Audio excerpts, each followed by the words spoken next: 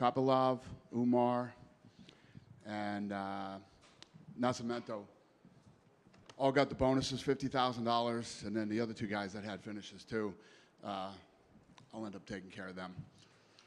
They ain't getting $50,000, but they'll do all right. I guess first question's got to be about the heavyweight fight, so I guess I'll jump right into that. Yes, T-Mobile blew the fight. That wasn't supposed to go up, but it did. This is for the official heavyweight title. You know, we've been working on a new agreement with Francis for like 2 years now. And we had gotten to a point where, you know, he was going to fight Jon Jones. And many who believe, including me, that he's the best of all time, you know, for the heavyweight championship. And Jon Jones has been willing and ready and able to fight anybody. He didn't care who it was. Could have been anybody in the heavyweight division. He was ready to go. And Francis, we offered Francis a deal that would have made him the highest paid heavyweight in the history of the company. More than Lesnar, more than anybody. And he turned the deal down. So, you know, I don't know, you know, we get to this point where I've told you guys this before. If you don't want to be here, you don't have to be here. You know, I think Francis is in a place right now where he doesn't want to take a lot of risk. Feels like he's in a good position where he could fight lesser opponents and make more money. So we're gonna let him do that. We're gonna release him from his contract. We're gonna give up our right to match, and he can go wherever he wants and do whatever he wants. Yeah, that's where we're at. When was that decision made, Dana? I mean, how long have you known that this was going to be the case, that Francis was gone? Well, we've been negotiating with him for 2 years, you know, and there were a lot of different, you know, even now. I mean, the guy was just weighing over 300 pounds, just had knee surgery, hasn't really had a real training camp. And I think that probably has a lot to do with it as far as Francis is concerned, too. You know, he doesn't know what's going to happen with his knee, how his knee, you know, he's not getting younger. So, you know, I don't even think he would have been ready for March. So, you know, we can't continue to hold up the division and not come to an agreement with this guy. We did everything we could to try to make this fight happen and try to give him the fight, but, you know, he's got it in his head that there's bigger opportunities outside the UFC with, you know, lesser opponents. Did this just come down to a dollar figure? I mean, or was it like other things, like No. I want a bigger portion of pay-per-view? No, I think that you're going to fight arguably the greatest fighter of all time. You'd be the highest paid heavyweight ever in UFC history. Or you think there's more money out there to fight somebody who isn't the greatest of all time, somebody who is a lesser opponent. I mean, you'll have to ask Francis that question, but in my opinion, that's what it is. Which isn't the first time that's happened here. It's not like this is something that's never happened before. There's been other guys that have come to us and said, you know, I don't want to compete at this level anymore. Did you get the feeling that he was negotiating in good faith, or just really didn't want to be here at all? I don't know. No, I mean, I doubt he'd just hang out for 2 years and continue to negotiate. And you know, I don't know. I don't think he thought the Jon Jones fight would really happen. That's what I think. I think he didn't think that would really come to fruition, but it did. Jon Jones was literally ready to fight anybody. He didn't care who it was. And we could have done a fight with Jon back in, you know, October, November, December, and we kept, you know, we kept trying to get this deal done with Francis, and then finally it just, you know, we got to the realization that it wasn't going to happen. So last thing for me on that, so just to be clear, 100% free and clear, he could sign a contract with anybody in the world tomorrow, no matching, no counter, no nothing, he's just gone. 100%, and this is, you know, this is for the official heavyweight title. I was just going to ask you about that. I mean, not the fight we were expecting, but I think when people saw it, people did get pretty excited. What's your thoughts on, you know, Jones versus Gane? Yeah, I mean, listen, you have, you know, if you look at the fight with Francis and Ciryl, it was a damn close fight. So there's no doubt that those two guys are the best heavyweights in the world. And for Jon to come out and face either one of them is exciting. It's fun.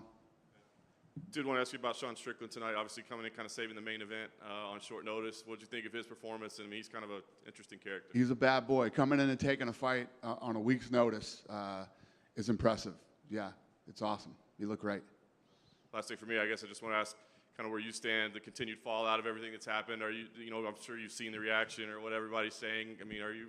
About what? About the New Year's Eve incident. Have you moved past it at this point? Do you feel like you're going to have to keep addressing this every time you're up here at the dais, or do you feel like... I'll probably be addressing it for the rest of my life, you know. I mean, I just talked about it, 2 days ago? Yeah. Dana White over here. Yep. David Potter, good seeing you again. So what was your overall assessment of the entire evening? Is there any fighters that stood out to you at this fight night? The Kopylov-Puna fight was awesome. Awesome fight. I think Puna is so tough and durable and has a ton of heart, and Kopylov looked incredible tonight. I mean, you guys were out there. Every fucking jab that he landed was nasty. That inside leg kick to the calf was nasty. And then once he's got unbelievable killer instinct. Once he smelled blood in the water with that body shot, he just kept attacking the body until he finished the fight. Yeah. Incredible performance. And the Jon Jones fight versus Gane is actually fairly interesting. I mean, they bring up a fair amount of problems to each other. What's your personal assessment on that fight? Yeah, I agree. You know, both incredibly talented guys. Ciryl Gane is a heavyweight that moves like a middleweight. He's got a really well-rounded game, and Jon Jones is the best to ever do it, in my opinion. So you couldn't ask for a better fight. Congratulations on another great evening. Thank you. Appreciate it. Dana, going on the Jon Jones is the best ever in your opinion, do you think if he comes back after 3 years away and wins a title in another division, there's no denying to anyone that he's probably the greatest? Yeah, I mean, I'm a big believer in ring rust. Ali took 3 years off and didn't look the same when he came back. We'll see what happens with Jon. One of the things that Jon has put the weight on naturally, though. He didn't do it overnight. It's taken a long time, and he's ready to roll. He's excited to fight, so we'll see what happens. With the T-Mobile thing, how does that happen? Like, how did they put that up early? Who made the mistake there? Well, you got to blame, my team internally too, and T-Mobile. I don't know what was that. I was very, very pissed off a few hours ago, and I'm over it now. I was going to say, do you still get pissed off about that stuff, or does it just like... No, I still get pissed, yeah. I was very pissed off. I'm just curious, what's happening with Stipe Miocic? There was always this talk of him versus Jon, and obviously Jon's fighting Ciryl. Where's Stipe? Is he retired? Yeah, Stipe's still obviously very much in the mix, and but he's going through some stuff right now that he's dealing with. The timing just didn't work for him. You mentioned Francis wants to go fight lower opponents. Are you expecting him to sign with another MMA organization, or do you think he might try and go box? What do you? Who? Francis? I have no clue. I have no clue. Listen, whatever he decides to do, it's been fun while he's been here. I wish him the best. It's all good. I know you guys always think you can get these deals across the line, but were you particularly surprised that Francis just didn't seem to want to stick around? Were you surprised as you were negotiating with him, like, man, this guy just doesn't seem to want to be here? I don't know. It happens. He's the second guy that we couldn't come to a deal with. You know what I mean? Now it's him and Fedor. So, we did everything we could to get him to take the deal. I think Hunter went to 350 dinners with him. Did what we could do, and it just didn't work out. Everyone always talks about the Fedor offer on this mystery island or whatever. Who would have got the better deal, Francis or Fedor? Did what? Who would have got the better deal from you, Fedor or Francis? That's funny. That's a good question. Yeah, it would probably have to be Francis. I mean, the deal that was being offered to Francis would have made him the highest paid guy in heavyweight history. And when you think about Brock Lesnar, guy did 1 million buys every time he fought. So, big number, big money. Right here. Yeah. Where would you rank the Francis-Jon fight that didn't happen? Where would you rank that in fights that we never got to see in the UFC, up there with like the Habib-Tonys and everything? Yeah, I mean, it would have been fun to see Fedor versus Brock at the time that we tried to make it, and this is a fun fight too, but so was Ciryl Gane. So it wasn't like we were like, we wanted to make the Fedor Brock fight, but we ended up making this fight that was just, The fight that we have now is incredible. Dana, what was it that Francis wanted above and beyond? I mean, you offered him more than any other fighter would. Yeah, well, it's like I said, what I think he wanted is I think that he's, this guy's worked hard, and he feels like he's in a position right now to fight lesser competition for more money. I think he doesn't want to take the risk. You're going in against Jon Jones, the best of all time. And at the end of the day, there's nothing wrong with that. He can do that's just not what we do here. It's not what we do here. The best fight the best here. There's plenty of places where you can go do that, and that's where he'll end up. He'll end up somewhere where somebody will, throw some money at him, and he's going to fight fights that he thinks he can win. Would he have taken that deal if he didn't have to fight Jon Jones? Was he picking? I don't know. That's a good question. Was it a requirement for Jon Jones to fight for the title for his debut at heavyweight? No, this is what Jon wanted. Jon's been talking about this forever. So this wasn't our thing. This was a Jon thing. I mean, but Jones would have came in even at heavyweight. Even No, Jon was willing to fight anybody. He was willing to fight anybody. So you're asking me, would he only fight heavyweight for the title? No. He was willing to fight anybody. He didn't care. He literally didn't care who it was on the roster, and not for the title. He was willing to fight anybody. And then it seemed like we thought that Jon was going to come back in December and fight Ngannou. Did Jon Jones agree to fight Ngannou at that time when everybody thought that was? Oh, 100%. Jon Jones wanted to fight Ngannou. You guys are going to have plenty of opportunity to talk to Jon, and Jon's very confident that he would have ripped through Francis Ngannou. That's how he feels. That was a easy fight for him. Have you had a peek at how Jon looks at that weight, at the heavyweight? No, I haven't seen him. No. Just his face in interviews. One more right here. Yeah. Is there any update on the co-main event to that fight card? Because Aljamain and Henry Cejudo seem to be doing matchmaking for each other, and then Aljamain said his bicep is hurt, and now Henry. The co-main event for this fight? No, for the pay-per-view in March under Jon Yeah. and Ciryl. Yeah. No, not right now. I don't. I told you guys where you heard Leon Edwards and Usman is finalized, and then Gaethje and Fiziev are the co-main event for that fight. So Leon in London. Leon and Kamaru was finalized for that one? Yes. Yes, done. All those fights are done. All four of those fights are done. I mean, both of those fights are done. Dana? Yeah. Back here. Before Jon had took his time off, he was kind of looking for a new contract as well, and he was kind of going back and forth. Did he get a new contract, or is he under the same contract? Jones signed a new 8-fight deal. And then with Francis, Good question. I forgot to tell you that. he really wanted to box. Was that offered in his contract? Who did? Francis Ngannou wanted to box. Nobody's getting boxing in their contracts here. No. And then, are you guys going to New York in April? Probably. And then finally, Umar Nurmagomedov looked very good tonight. Very good. I mean, with his knockout, I mean, is it just a matter of time before you guys put a rocket ship to his back and kind of have him fight top 5? He actually wanted to come back and talk to me tonight after the fight. We talked, and he's like, I'm ready. He's going home for a week, and then he's coming back here, and he said he's ready for anything. Anything that we bring to him, he's ready. He's ready for anything. So I love that attitude, and, I'm excited about that kid. Thank you. Thank you. Hey, Dana. Hey, Do you think he's ready for March 4th? He wants to fight on that card here in Vegas. who does? Umar. Yeah? Does he? Is Yeah. that what you're saying he does want to fight on that card? That's what he was saying. Yeah, well, he's coming right back a week after, he's leaving for a week and coming back. So, and he told us he's ready for anything. Yeah. Is there room for him We'll, on that we'll card? probably turn him around quick. When guys want to turn around quick, I love that. It's just about, it's about finding the right opponent.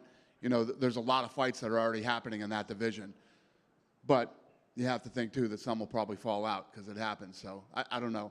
You know what I always say. I don't make fights after the fight, but Tuesday we'll start looking at it. If the UFC was prepared to make Ngannou the highest paid heavyweight in history to fight Jon Jones, was a similar offer made to Ciryl Gane? Did the offer get made to Cyryl's under contract? Yeah, but has he got a similar offer to fight Jon Jones? Has he got what? A similar offer to fight Jon Jones? No, he has a deal. Ciryl Gane has a deal. Francis Ngannou did not. Okay. And I love the fight. I think it's a great headline for Vegas. But you said, I can't remember if it was last year or the year before, with regard to Jon Jones, that Las Vegas isn't good for him and because of like previous misdemeanors. Do you think it will be good for him on March the 4th? Oh, yeah. And what do I think about it? I still think the same thing. Yeah, I agree that it's not good. Hey, Dana, to your right over Yeah. here. I guess looking back on the whole Francis situation, do you have any regret, or do you feel like this was kind of always how it was going to end, regardless of any kind of? No, I didn't think this is how it was going to end. I thought we'd eventually come to a deal with him, but we didn't. You know, I don't have any regrets. Hunter might, but I don't. This week is slap. I guess how are you feeling 4 days out? Obviously, the circumstances have changed a little bit with the incident that happened. How are you feeling about the launch of this thing that you said that you've been planning for years? Yeah, no, I'm feeling good. I mean, I haven't really thought of it. We'll really start hitting it hard tomorrow.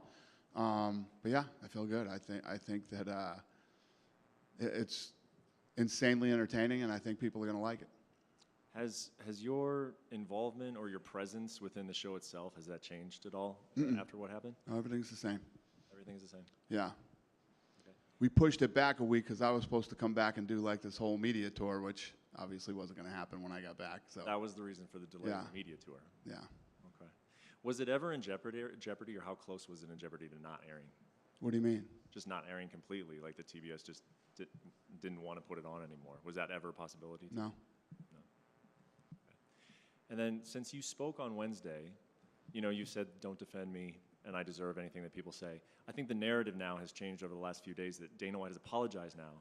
But the main criticism is that he didn't face any professional repercussions. And you did speak on that on Wednesday, but now I want to ask you, since you've had a few days now, and that's sort of been the big takeaway, that what message does that send about domestic violence, that a president of a company would get away, and you're talking about repercussions in your personal life, but people are talking about repercussions in a professional life. Is there any thoughts that you have? Or The only thing that matters is my personal life. What else is there? Well, I think the people who are Who are talking what? about it, the narrative, say that Yeah. there should be some professional consequence. For Okay, in so what addition should it to- be? No one seems to really have an opinion on that. They just. I hear you.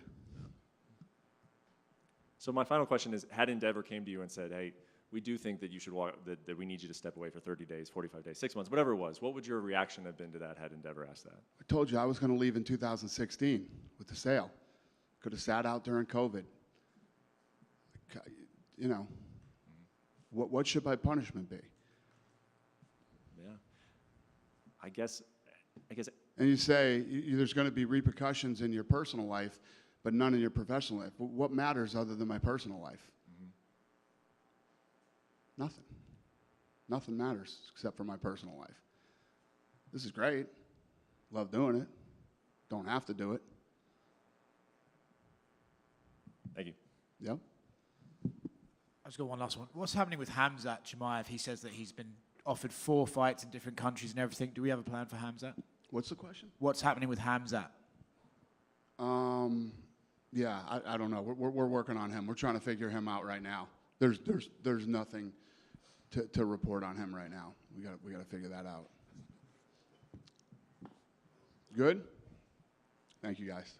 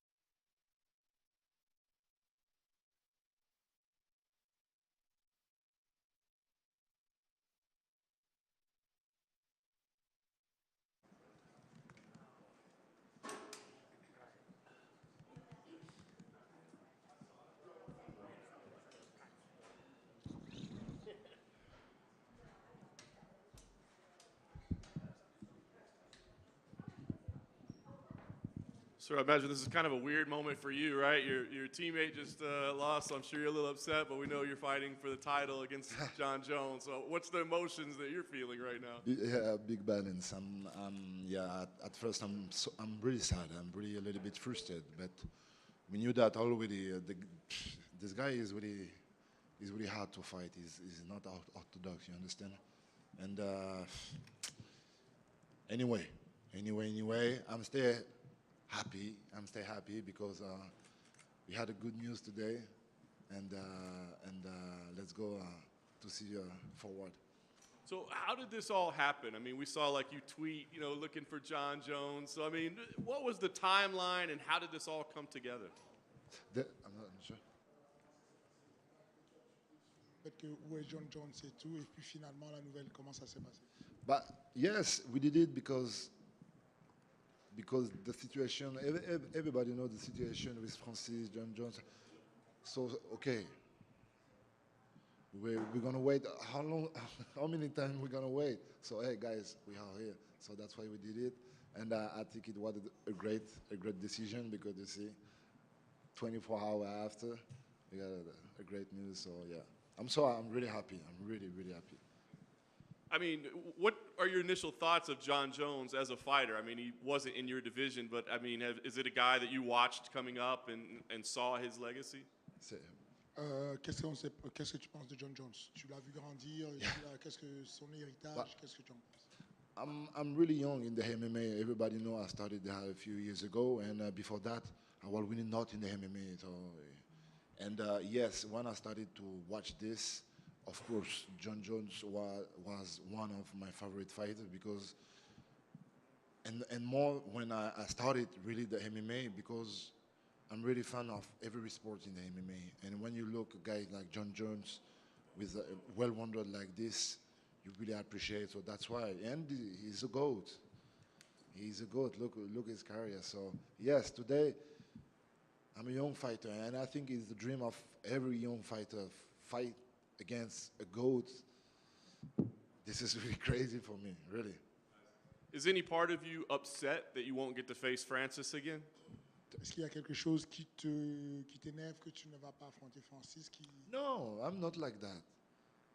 Maybe 3 days after the fight against Francis, after the loss, I look forward, I look to the future. I'm like that. Last thing for me, I guess, what are your plans, right? You're in Vegas. You're going to fight in Vegas in a few weeks. Do you still go back to France and train? Do you stay here? What's the plan? Yeah. I got a family. I got a wife. I got a daughter. So it's not possible to stay 2 months far to my family because I need it. And yes, all of my gym, all of my sparring partner, and because I have all the influence in my gym. So yeah, we're going to go back tomorrow morning and straight to the camp. So it's no secret the last few fights Jon has been very close, but even though they were a long time ago, do you think he might have gotten bored at light heavyweight knowing that he was maybe more talented than his opponents, and that's why he didn't perform like he used to do? On sait que les derniers combats de Jones étaient un peu serrés comme décision. Est-ce que tu penses que c'est parce qu'il s'est ennuyé qu'il a décidé qu'il avait cette mauvaise performance? No, I'm not sure. Maybe I'm not in his situation. Maybe after a big career like that, maybe the feeling is look a little bit boring. Maybe I don't know. That's why maybe he jumped in the new division. I don't know. But even all of this guy stay a huge fighter. So and I'm really happy to be the first guy fighting in this division with Jon Jones. So, and I'm sure he's a great athlete. So for me, he's gonna still really well rounded in this division for sure. Have you met him in person? No, never. How do you think his body will adjust to this new weight class? Do you think he'll be as fast, as strong, as quick as he was at light heavyweight? Yeah, like I say, he's an athlete. He's a real athlete. When you see his family, all his brothers, he's an athlete. He is an athlete. So no worries for him. He's gonna be huge. No worries. Over here. Yeah. Congratulations on getting the fight. My question would be, what problems do you think that you present to Jon Jones that Francis Ngannou was not going to bring up to Jon Jones? Qu'est-ce que tu penses que tu pourrais présenter comme problème à Jon Jones que Francis ne pourrait pas lui apporter comme problème? I know I got a good footwork at first. I think I'm a little bit more well-rounded also. So I'm look like a little bit more than as Jon Jones. So yes, when you have a big guy just want to kill you with one punch, it's more easier for a guy well-rounded and smart like Jon Jones to manage the situation. But me, I'm not like that. I like to manage also some situation. So it's gonna be good. Awesome. Thank you. Yeah, pleasure. Ciryl, what would you like to see Francis do? You guys have some history. Would you like to see him continue to fight MMA, or would you like to see him cross over and box? I don't know. I'm not in his head. I don't know what is his plan. But I understand he wants to move. He wants to make some pressure on the UFC, Dana and Hunter. He posted on Instagram some pictures with another organization, some stuff like that with a boxing game with Tyson Fury. So maybe he wants to move. I don't know exactly, but it's not my war. Were you surprised that he didn't re-sign with the UFC? Yes, a little bit, because I know a little bit some stories, and I know the UFC do a lot of things for him, like a lot of people did already with this guy, and yes, I think it's not a good way to fix some situation with when at work. You understand?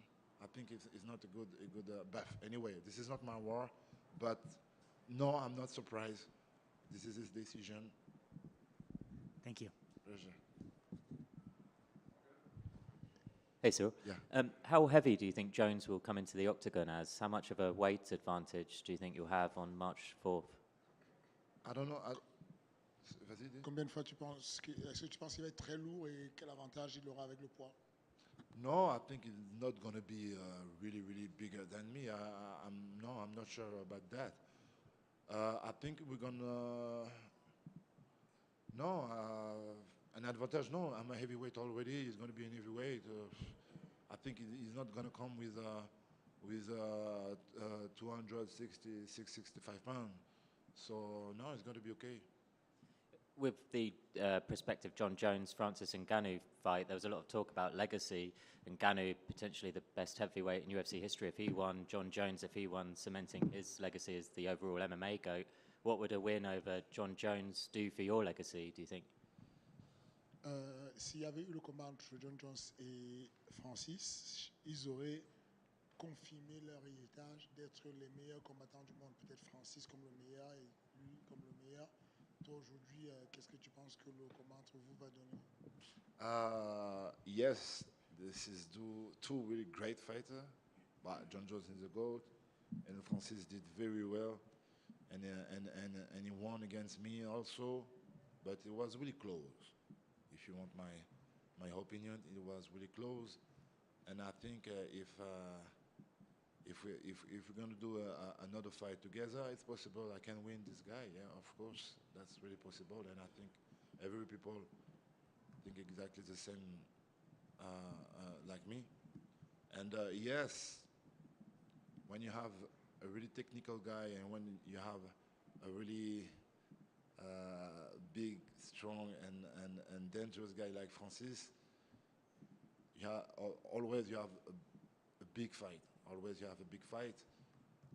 But like I say, for your question, I'm really close about all of this guy. I'm really close. I'm not close, I'm here. You understand? You know what I mean?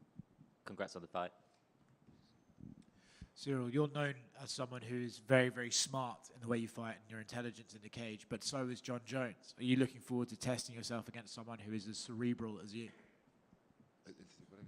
Tu es quelqu'un qui combat intelligemment. Est-ce que Jon Jones aussi est pareil? Est-ce que du coup tu es impatient de te tester contre quelqu'un qui est cérébral? Yes, of course. It's not possible to not thinking about that. Like every time on my head, I got some visualization. I can imagine this fight like really smart fight, and I like that to play in the cage, play with my guy in the sparring in my gym. I love to play like that. Yeah, I love that. Are you expecting him to look at the Francis fight with you and come out and just try to wrestle right away? Or do you think he'll try and prove that he's as good as heavyweight as he was at 205 and he'll want to stand with you? Est-ce que tu penses qu'il va venir directement lutter avec toi ou est-ce que tu penses qu'il va vouloir prouver qu'il est complet comme il était en poids lourd léger? No, I think he's gonna stay well-rounded. I think I think he's not gonna prove something else. Yeah, I think he just wants to win his fight against me. And I don't know what is a good way for win against me. Yes, because some people like to say my wrestling game is not good because of the fight of Francis with Francis. But this is not the truth. I was not focused on it. Just that. It was just that. I'm well-rounded too. So now I can imagine more like a fight. We're gonna stay on the feet, and maybe we're gonna try sometime to go down. Yeah. What means more to you, winning the world title or beating the greatest fighter of all time? This is a fucking great question. Both gonna help me to grow up my career, and both is really exciting. I had already this belt, this interim belt. It's gonna be an interim belt. You know, look at me. It's gonna be an interim belt. No, it's gonna be vacant. Okay, it's gonna be vacant. No, you see, I'm like that, my man. Don't laughing like that. But you know I'm like that. But okay, so no. That's a great question. Both, yeah, both. Because no, I never had this belt, and because fighting against a guy come like that is gonna be really crazy. So I don't have the good answer. That was a good answer. Yeah, thank you. Pleasure. Thank you very much.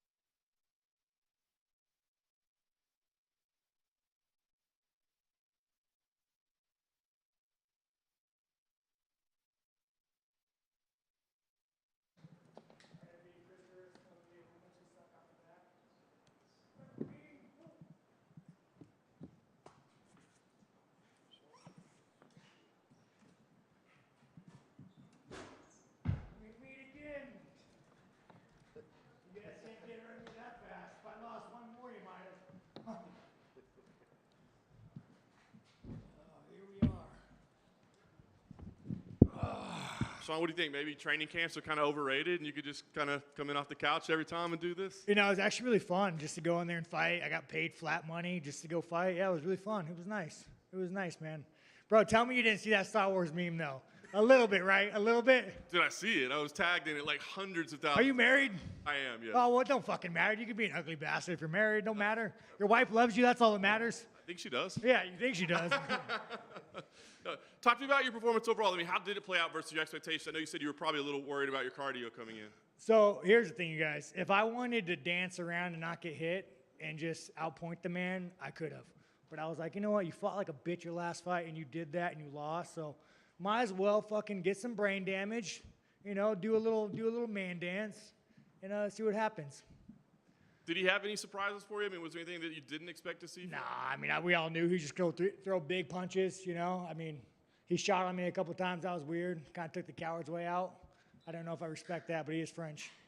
Was there any part of you at all that was, I mean, it seemed pretty clear you won this fight, but was there any part of you all that was just a little Oh, nervous? man, I was fucking scared shitless, you guys. These judges, man, they fucking, you don't know. Maybe I had a little blood on my face and they seen that and they fucking, who knows these things.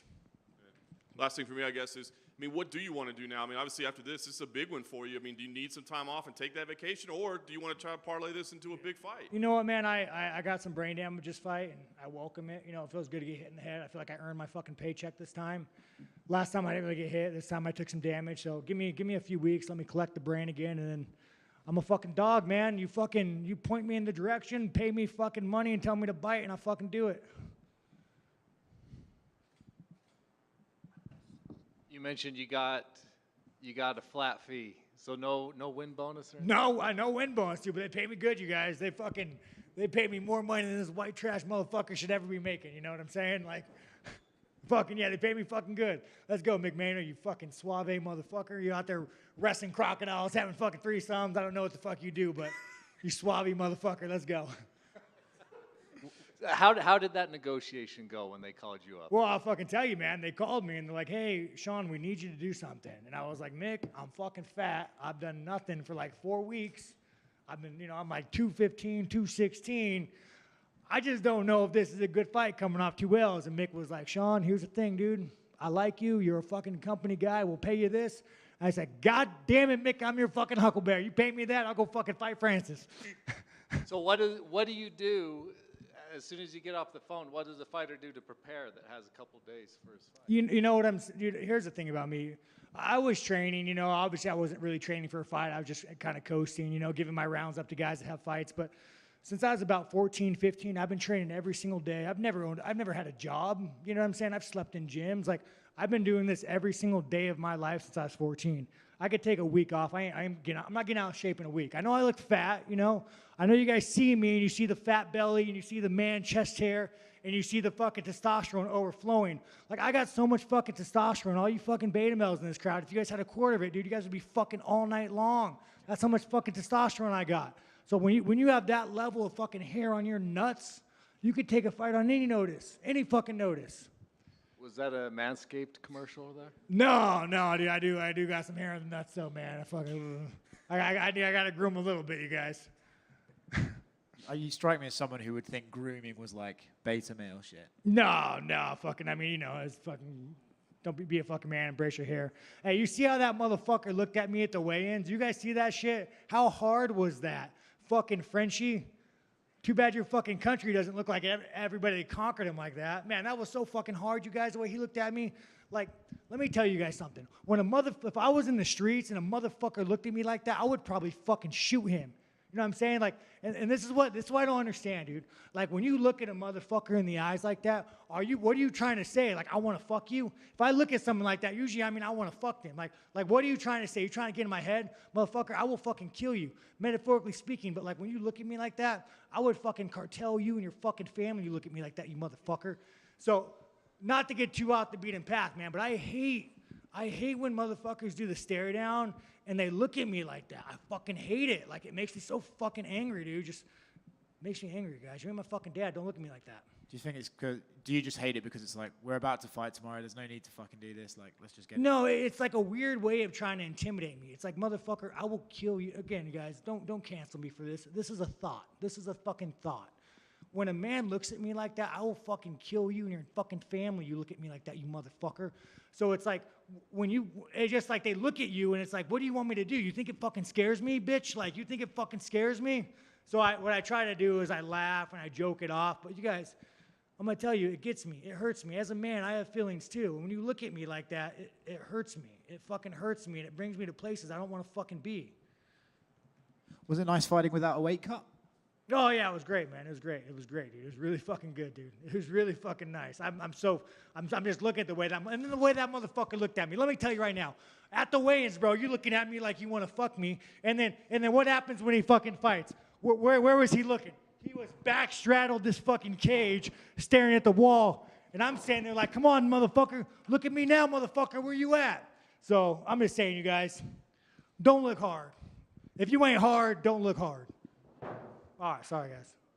Sean over here. Well, which one, man? Let's go silver chain, man. I got you, dude. I give you enough shit. I got you. No, you get front of the line. Let's go. I saw Eric Nixick wearing a big gold chain. Did you make fun of him?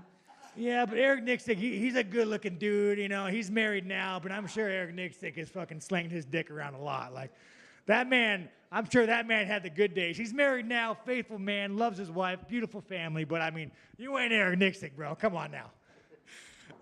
You look like you're battling diabetes with you and your uncle after you just left the local fucking Olive Garden. True. I'm just fucking with you, dude. You're married, right? Yeah. See, look, you guys. Let me tell you something. You don't know what these guys look like.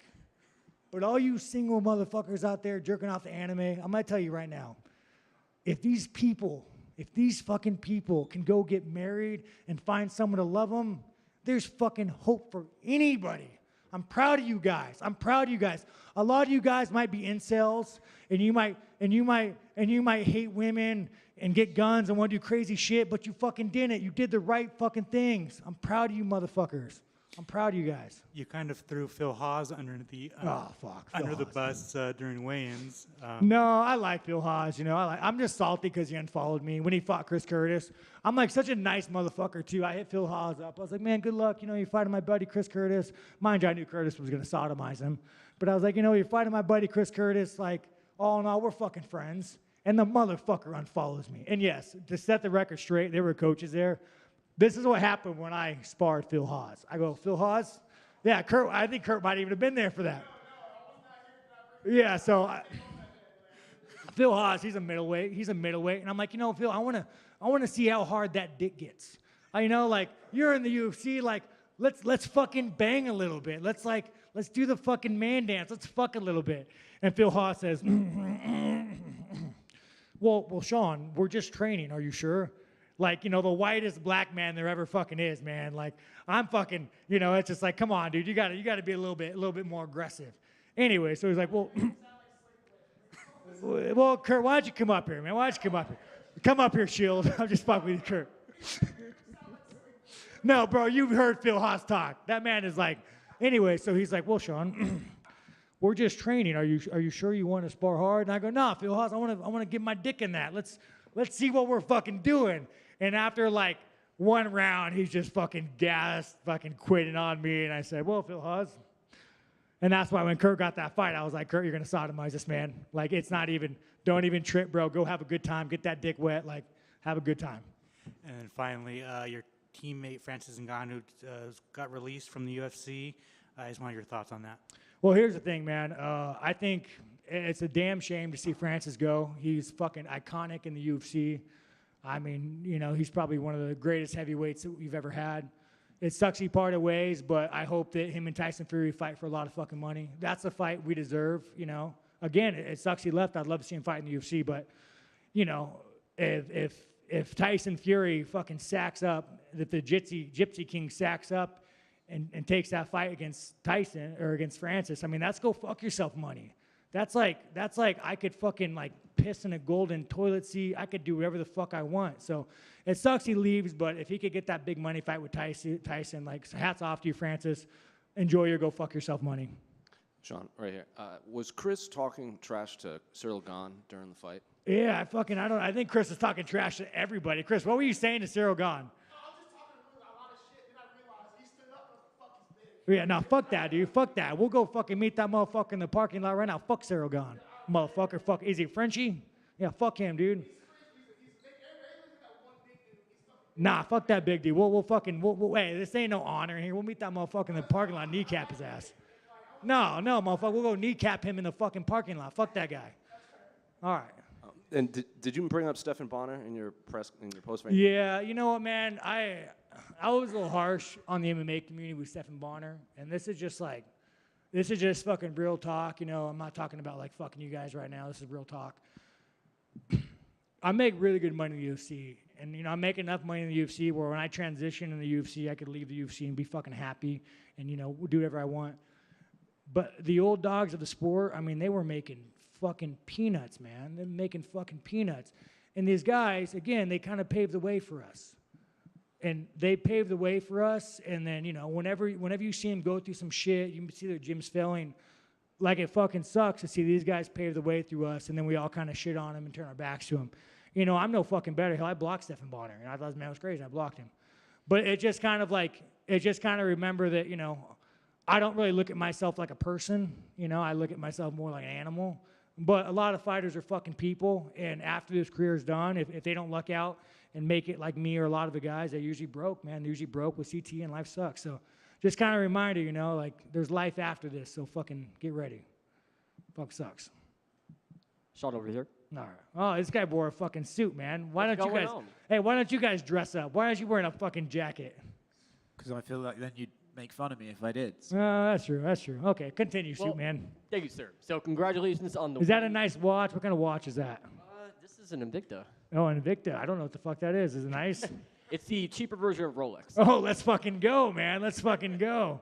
I like So, that shit. Yeah, congratulations on the win. Congratulations to us that we get to continue to see you at these pressers. Yeah, I know you guys fucking love it, man. Oh, yeah, man. I don't think I've ever met you. Have I ever met you? I don't think you have. Yeah, I think I remember the white suit and the Rolex knockoff. Pretty much, sir. So, obviously, you beat somebody on short notice that coming from a 3-fight win streak. Do you feel that the 5-round experience played a part in your victory and able to like break them down? Yeah, you know, I mean, my cardio, again, I didn't really, I'm conditioned, you know, I'm fucking forged in iron every day. I'm in deep fucking water. When I train, I look for the biggest, baddest motherfucker, and I try to break him. So that doesn't go away, but, you know, 5-round fights are just fun. It's a little bit more intimate. You get to know the guy better. You get to kind of see their soul, you know, it's nice. As the rounds progress, you could see what a motherfucker's made of. As you start smelling the blood on your gloves and you start feeling the fucking brain damage and the pain, like, you guys don't know this, but when you hit a motherfucker in the face, you could like see inside their fucking soul. You can see what the fuck they're made of. And that shit gets me off, you know? And again, he didn't break. Like I thought in the end, he fought in the end, but one of the greatest feelings in the fucking world is when you take another fucking human being and you break them and they're like, you could fuck me if you want to. And you know, the French man, he fought till the very end, but like one of the greatest feelings in the fucking world is to take another human being and break their fucking soul. Absolutely. And what is coming next? Absolutely.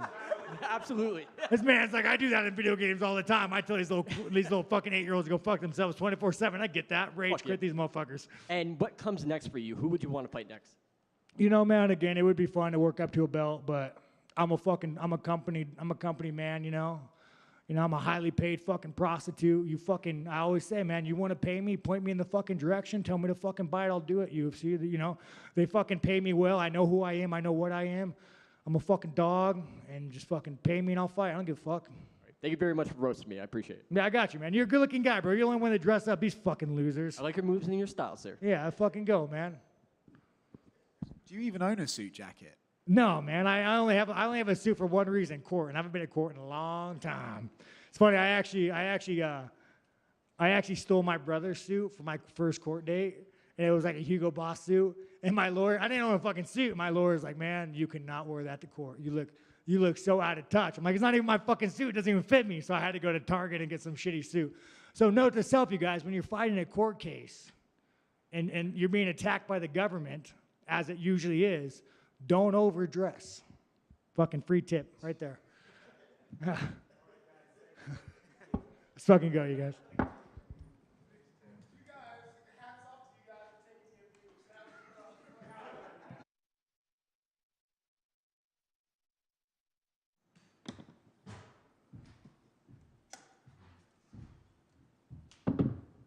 Hello again.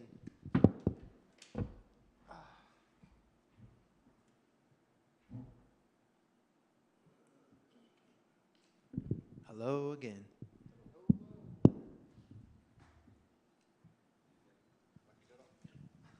Well, Dan, it's quite a way to get back into the win column right there. So physically, how are you feeling emotionally after that and that walk-off KO win? I feel good. Obviously, I mean, little chunk of wear on my finger, got a flap there. But emotionally, yeah, that was an emotional one for me. Just get back into the win column. Been working really hard. Been working on myself, been working on my mind, been training harder than ever. So it felt really good for the work to pay off.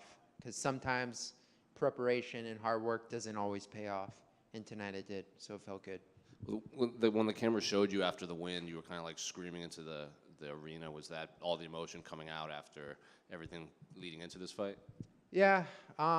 Again, just emotional build-up.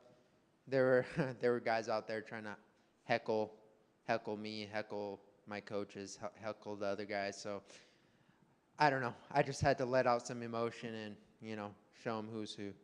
And that walk-off, that looked like it was the uppercut or something that dropped him. Did you see that opening was coming, or you're working toward it, or you was just in the moment capitalized on it? Yeah, I was right in perfect range, and he dropped his right hand to throw the uppercut, and I knew if I just throw the hook, it was going to land, and it landed perfectly, and I saw him fall backwards and his knees collapse, and I knew it was game over. I didn't, there's no need to follow up and do further damage.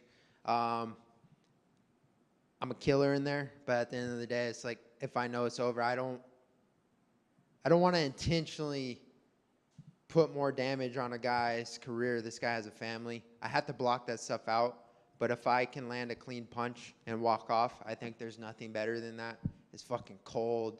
You land a good punch and walk off. That's like Mark Hunt, just sick. I don't know. So going off of that, could this ending have been any more perfect, considering the last 3 opponents you fought are all top of this division, and this walk-off KO just reminds the rest of the division that you haven't gone anywhere? Yeah, but I was saying kind of to my coaches and before that, like, this wasn't for anyone else but besides me. This one was for me. This was to prove to myself that I could still achieve greatness. I didn't want to go out there and prove. I know I said it to be show I'm still a threat in the division and whatnot, but that wasn't my sole mission. My sole mission was to prove to myself that I can still achieve greatness through the hardships, through the adversity, through the struggles, through the mental struggles, through the physical struggles, through the sacrifice, and it just feels really good. And the eye poke, did you think that was an eye poke? Because the replays looks like you just kind of raked across his eyes with your open hand. I didn't think it was an eye poke, and I watched the replay too, but he grabbed a single leg, and I shot an uppercut right into his eye socket. And then as we broke off, I pushed, and it kind of brushed him, but, dude, it doesn't feel good to get punched in the eye. So, that could be, you could claim the eye poke. He even said after the fight he couldn't see, but that's what I'm supposed to do. I'm supposed to punch him in the face. So it just, shit happens. And finally, what would you like the rest of your year to look like 1 year from now? Are you setting any goals for the rest of the year? I wouldn't say I have intentional goals. I had one goal written down, and it was literally to win this fight by finish. And I did that. So I got to go home, reassess with my team, reassess with my family. I owe them time. I've been training like an animal since June. I fought in June. I've been training like an animal since then because I wanted to get it back so bad. And, I owe them some time. I owe my wife time. She's been freaking working so hard, taking care of my son, and I'm gone all day. I go home or I train. I go home briefly, then I go train again, and then I go home, and it's I get an hour with my son and wife at night and some alone time, and then by the time he goes to bed, I get an hour with her, and then I gotta go to bed, and then I could do it over again, over and over and over and over and over. So she takes a huge hit and a huge toll, and I owe her more than anyone and anything because she's holding up this team. She holds me up, and without her, I wouldn't be able to be my best self. So I'm just gracious to have her. Dan over here. David Potter here. Congratulations on the win and having your hard work pay off. And if you look at your entire career as a whole, you have worked hard your entire career. You're a black belt in BJJ, brown belt in judo, Division III wrestler. How much, if you can give yourself a personal assessment, how much more hard work do you need to put in order to get yourself to the next level in the progression of your career? I don't think I can ever stop. I don't think I can ever stop working hard. Soon as I think I've done enough is the day you're going to see me fall back down. I have to continue to climb one ring at a time, one rope at a time, one step at a time. And if this isn't a testament to work harder and continue to work hard, like, I don't know what else to do, because that's all I know. That's why beyond fighting, I'm going to be able to do anything I want, because I know how to work hard. I know how to sow seed and reap the benefits and reap the harvest. So I'll continue to work hard and continue to grow and continue to climb the ladder. And great striking IQ and great striking technique. I mean, did you see that coming, where you were going to hit him with a body shot and then he was going to drop his hands and then hit him and knock him out? Yeah, I mean, the game plan was, I would have loved to work the body a little more. That was the game plan. Work the body, finish upstairs. Work the body, finish upstairs. Use my jab, establish, be smart, don't overextend. But he was pretty hollow. It was hard to find the body. And but I knew when I got inside, I was going to be stronger, more explosive, more powerful, even if we decided to wrestle. That's why I got that takedown in the first round, just to establish a little dominance, because I knew that was his best weapon, but I wanted to show him I'm better. And, yeah, establish dominance everywhere. And what do you think about your entire division as a whole? Is there anybody that you have your eye on that you would like to fight next? Obviously, after taking time away and actually spending time with your family, who would you want to fight in the featherweight division? I've kind of fought the who's who's.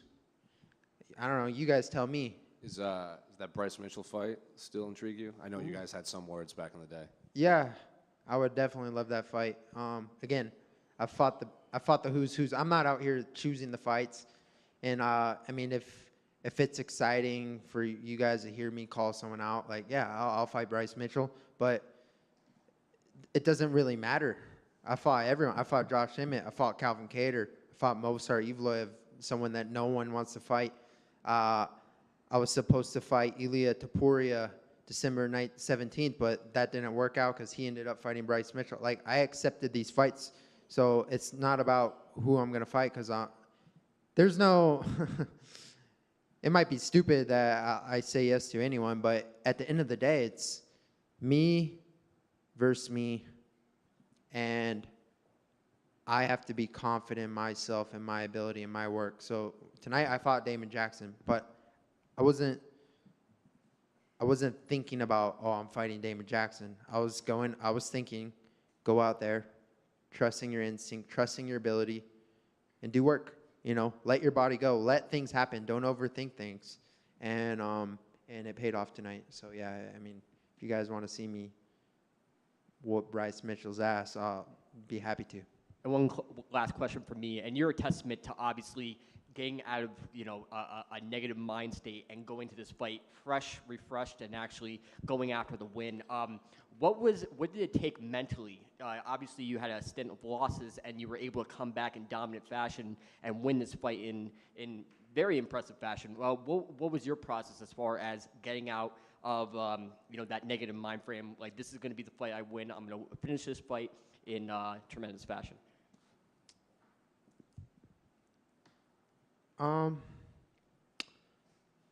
Honestly, starts here. Waking up first thing in the morning. What do a lot of us grab our phones? So not grabbing my phone, airplane mode. Wake up. Now I'm giving you guys my secrets. Sorry about that. But not everyone's going to do this shit because it's not easy. So airplane mode, sleep. Wake up. What's the first thing to do? Sunlight. Get sunlight in the eyes. Meditate, be in the moment.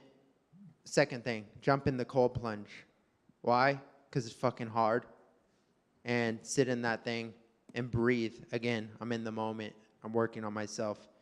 When I wake up every morning and know I have to get in a freaking 34-degree ice bath, like, I don't even want to wake up, but I wake up and I do it anyway because I'm instilling, I'm hardening myself, I'm hardening my mind, and I do it, and then I go train. And then I'm set for the day. Then I can turn on my phone. Then I can have my coffee.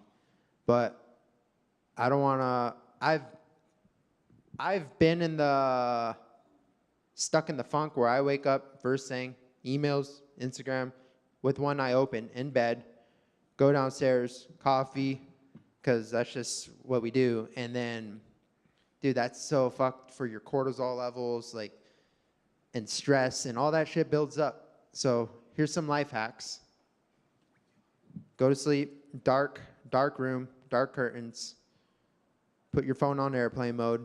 Don't open social media, because all this media, all this nonsense is just feeding us bull crap. And yeah. You are a testament to hard work paying off. Congratulations. Thank you. I know you said that this was all about you and your journey out there, but through this week as well, we got to see and hear a little bit more about the shared journey you and Puna did to get through here. Was it tough to kind of watch that fight and then to get the mental state ready to fight yourself? And was this one partially for him and for your team as well? I mean, I was super bummed to see Puna lose, but number one, I know he'll be better from this. It wasn't his night. That wasn't him in there. That wasn't his best self in there. And number two, my coach told me right before I walked out, and I already knew this, but he reminded me, don't get too high, don't get too low, regardless of results. And I watched it happen. I was warming up same time, and it's just one of those things. It is what it is. And I saw him after the fight, and I gave him a big hug, told him I love him. I don't love him any more or less. I love him so much. And I told him he'll be better from it, but he has to go through it. And I went through it myself. He has to go through it and just get back up again. That's the champion mindset. If you fall, get back up again. You could apply that to your life for anyone. And I know you were waiting to get in here, and we've been bugging you for the last time watching Strickland. I don't know if you got to see a little bit of that. Strickland was able to get the win as well. So I guess, what are your final thoughts on him? I mean, I know you didn't get to watch much of the performance, but a lot of people always wonder what Strickland's going to show up, and it seemed tonight was the Strickland that we all knew was possible showed up. No, that's good for him. I'm always just happy to see guys from the team win. He's one of those. He's a strange guy, different character for sure, big personality. And sometimes those short notice fights are good.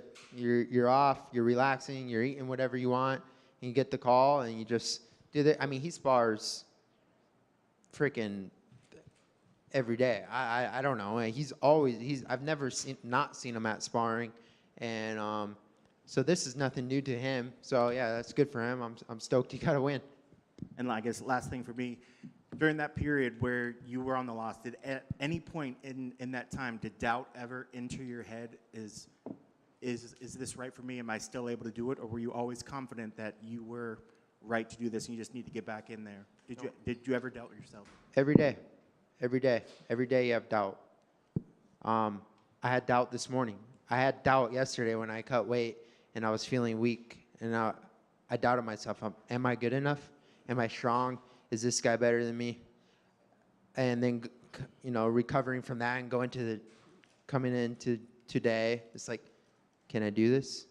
And it's just, you have to find that state of focus.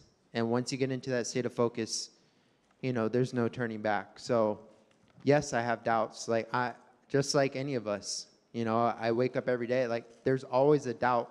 But if you just take the next step, I think that's the best advice is, I'm never worried about what's going to happen 2 years, 3 years, 4 years down the road. I'm worried about my next step, because that's the only thing I could control. And so yes, to answer your question, I have doubts, but I overcome my doubts. Congrats on the victory. Hey, Dan. After your win, you mentioned the Lee family. I was just wondering if you were able to share with us what Victoria's life and death meant at age 18 meant to you and to Hawaii. Honestly, it's super hard. I never knew Victoria. I know Christian. I know Angela. I know her husband. I know their dad. And when that news came out, a girl being so young, 18, tons of potential, loved by so many, it's just heartbreaking, because that's one of our own.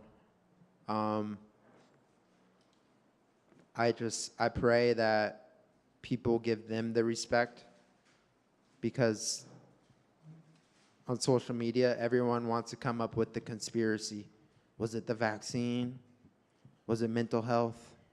Was it this? Was it that?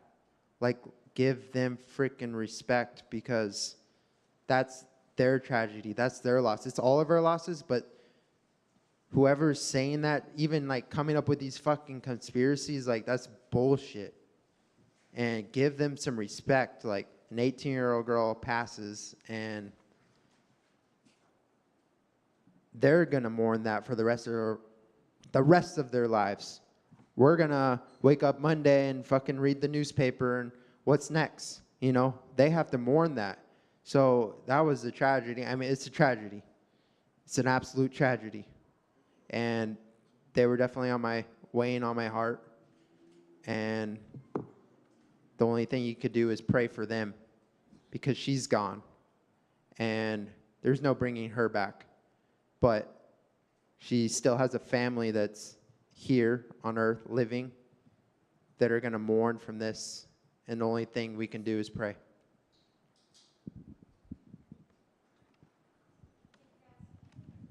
Thanks, guys.